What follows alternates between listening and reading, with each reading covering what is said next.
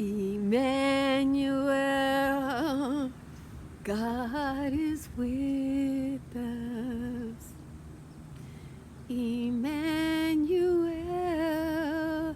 God is with us.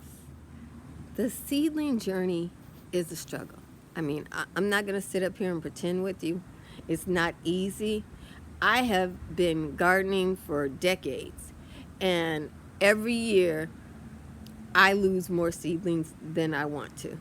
Okay, I'm not spending a whole lot of money. I'm not sterilizing nothing. My soil isn't I went to the Home Depot. I got a box of dirt, some kind of mix, prepared mix they had, and that's it. I water, I fertilize. Some of my seedlings go. But at the end of the day, I have a bunch of plants, and so will you. It's easy. You just have to understand some of those seedlings are going to go. I'll tell you what not to do. When those experts tell you to cut off those little plants around there, that's your security pin. If you had a bank account, say you only needed $10, but you had $100 in the bank, would you cut off $90? No, don't do that. Don't do that until you know. If for the last 10 years you've been growing from seed, and every year you always have abundance like that, and fine. But speaking from my own personal experience, I have sometimes put 20 little seedlings into the container and turned around, and just one little strong soldier was there. How am I to know which one that was? I do not know which one that was. I couldn't look. They all looked the same to me. So I'm telling you, wait until you have your nice, healthy plants from seedlings. I'm talking about 4-inch long, strong soldiers. And then keep your backup seeds, your backup plants, until you're certain the rabbit hasn't eaten your plant, or the bird hasn't eaten your plant. You never know. Your yard is a community. You may not know who's in it, but enjoy your garden, enjoy your time in the garden. I'm just trying to make it fun for you like it is for me, and help you with the lessons I've learned that you won't hear this anywhere else. Keep your backups in case of squirrels, in case of rabbits, in case of birds. Who knows what else, and then you'll be all right. I'm going to plant out some of my old bean seeds. I planted these maybe 2 or 3 years ago and never got around to planting them again. These are Burbank beans, so probably won't find them too many places outside of California. They don't require a lot of water, and they can take that summer California weather, This is what the seed looks like. Not the fanciest thing, but they're food. They're reliable. If you're a lazy gardener in Southern California and you quit watering, Burbank beans will give you food. You obviously, with beans, you don't have to plant them close together.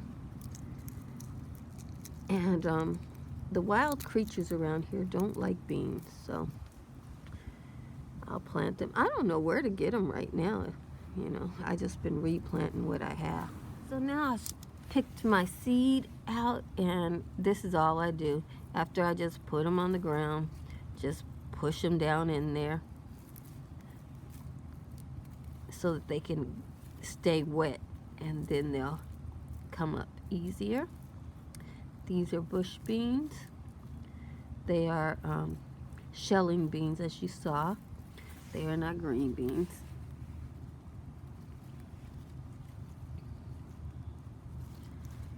And these like warm weather, and they like it dry. So if you get 50 inches of rain a year, they're beans. You could try it, but these I grow in California summer, and they may get a 1/4 inch of rain per week. So they're not sitting up on doves. And I'm just pushing these bad boys down into the soil.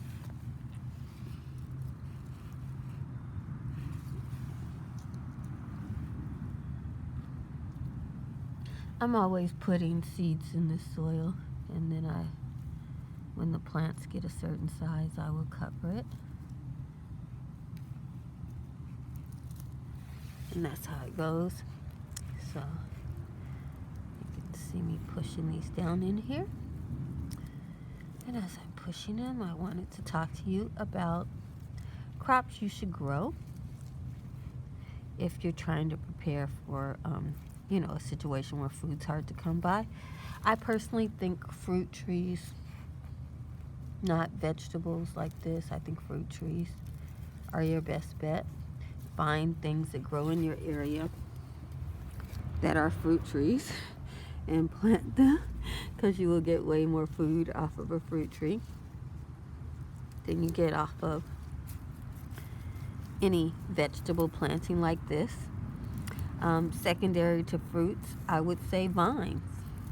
Get more food from vines, like these pole beans. They take up a lot of space and may not necessarily give the largest amount of food for that. I don't know if that has a seed in it or not. And I'd say grow some vines that give you greens to eat. These are sweet potatoes. You can see my sweet potatoes there. But I don't grow up for sweet potatoes. I grow up for the greens, because I consider the sweet potato actually an emergency food. I'll pull some of those, but I'm going to keep those vines in the ground to feed my family. Okay, see sweet potatoes all over the place. And looks like I lost a little seedling there. Good riddance to you. The birds don't love these, so I can sit up and push them in, going about my business. Ain't nobody bothering me. These do hold their own, though. They do not allow weeds to grow around them. Nothing's going to take their space. That's how they feel about it. Funny. Okay, so that's how I do. That's my plan. You see they're different colors. That's because you guys this is a rock garden. And it's not a whole bunch of soil, fertile soil here. I just keep on adding layers to the top here. And it does what it does. Okay, I'm going to do the 1 seed challenge. This is going to be Cherokee White Yellow Bush. And this is a garden bean seed. I am scared to just do 1 seed, so I'm going to do 2 different pots. This is the seed that I picked, and I'm going to take this seed and put it in the pot where I have my salad garden, and everything seems to be going well. And I feel like,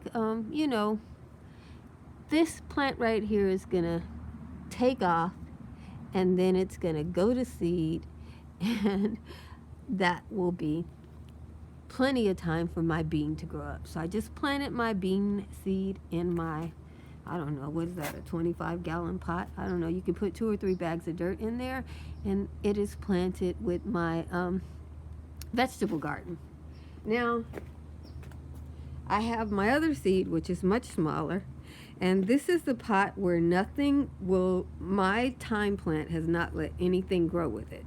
So I'm going to see if my thyme plant will allow this bean plant to live. You see that? That is a sage plant I planted here, and it could never get off the ground. Nothing has been able to grow. And but that doesn't stop me from keeping on trying. I put new soil in here, and my sage plant and my thyme plant goes to flower and then says, I need that.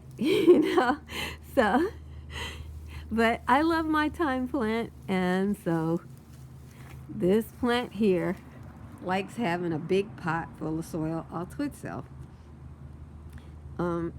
This summer sometime I'm going to dump the whole pot out, put in new soil, and see if it will then allow a companion. Even when it was small, the other plants in the pot started passing away, and this plant was getting bigger and bigger, and finally there was nobody but a large thyme bush in here. And I eat this thyme all the time, so that's what I did. I put my small thyme plant in the pot where nothing can grow. Maybe the thyme will like the nitrogen that the bean plant puts off and consequently allow it to live and prosper.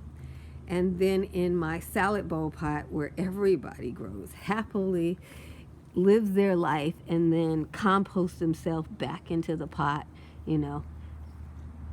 Yeah, we'll see if this is the pot for it. So this is where my single seed challenge is.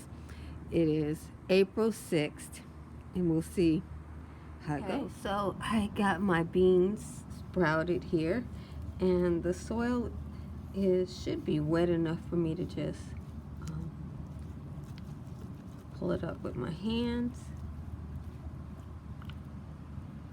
You see the roots? I just wanted to show you that. And there's my huge bean seed. These are my runner beans. Yeah, seeds, huge. And she's ready to grow. So I'm gonna plant it out. I just thought you might want to see me pull it up like this when it's first sprouted.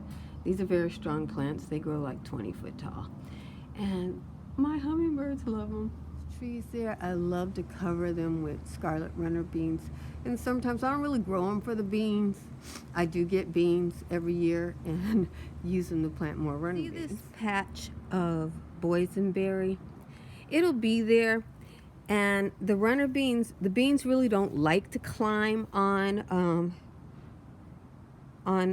brambles that have thorns, but it will also provide a little bit of shading for the roots of my runner beans. So in case it gets extremely hot this year, the roots will be in this shady area here.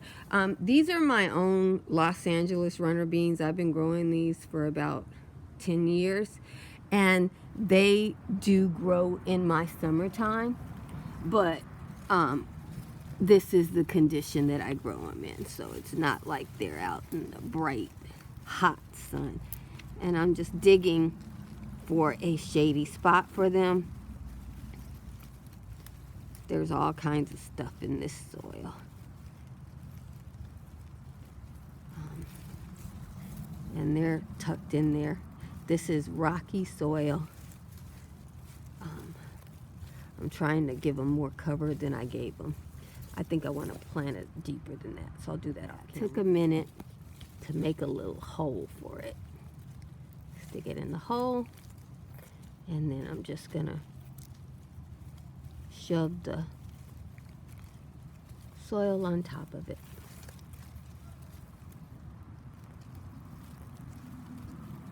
And if it gets buried at this point, it's no big deal.